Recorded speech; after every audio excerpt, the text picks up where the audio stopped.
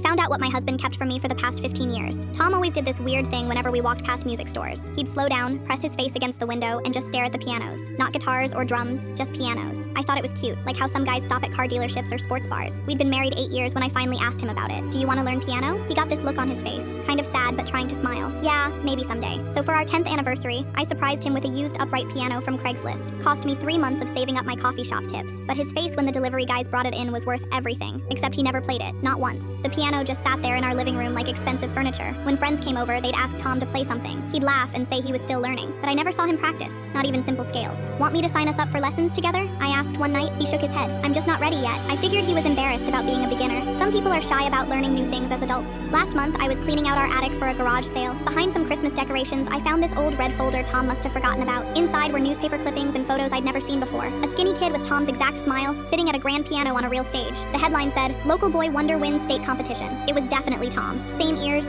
same crooked front tooth he had before braces. The article talked about how he started playing at age 4 and was already performing with the city orchestra at 12. There were more clippings. Young pianist accepted to prestigious summer program. Teen prodigy earns full scholarship. I sat on the attic floor reading about my husband's secret talent until my legs fell asleep. Tom wasn't a beginner. He was apparently some kind of musical genius. Why would he lie about this for 15 years? When Tom got home from work, I was sitting at the piano with the folder open. He stopped dead in the doorway like I'd caught him stealing. His face went completely white. Where did you find that? His voice was barely a whisper. The attic. Tom, what the hell? You can actually play? Like, really play? He sat down heavily on our couch and put his head in his hands. For a long time, he didn't say anything. I thought he might cry. I used to play, he finally said. I was good at it. Really good. So why did you stop? And why didn't you tell me? Tom looked up at me with the saddest expression I'd ever seen on his face. My piano teacher, Mr. Walsh, he was like a second father to me. My parents trusted him completely. They left me alone with him for hours every week. My stomach dropped. I already knew where this was going. When I was 13, he started touching me. At first, it was just weird comments, then inappropriate touches during lessons, then worse things. I finally got the courage to tell my parents. Tom's voice was shaking now. They didn't believe me. They said I was making up stories to get attention. They accused me of trying to ruin an innocent man's career. They made me apologize to him, to his face.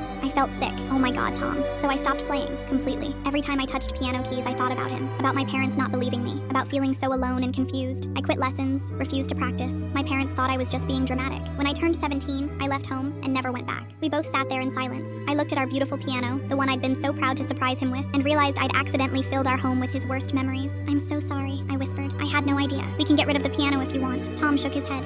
I've been thinking about this a lot lately. Maybe it's time I tried to take it back. The music, I mean. It used to make me so happy before everything went wrong. What do you want to do? Could you maybe sit with me while I try to play something? Just one song. I don't know if I even remember how. I nodded and moved over on the piano bench. Tom's hands were trembling as he placed them on the keys. He played a simple melody, something soft and beautiful I didn't recognize. His fingers remembered exactly what to do. When he finished, tears were streaming down both our faces. That was the first song I ever sang. My mom used to hum it while she cooked dinner. Now Tom plays piano every evening after nothing fancy, just whatever feels good.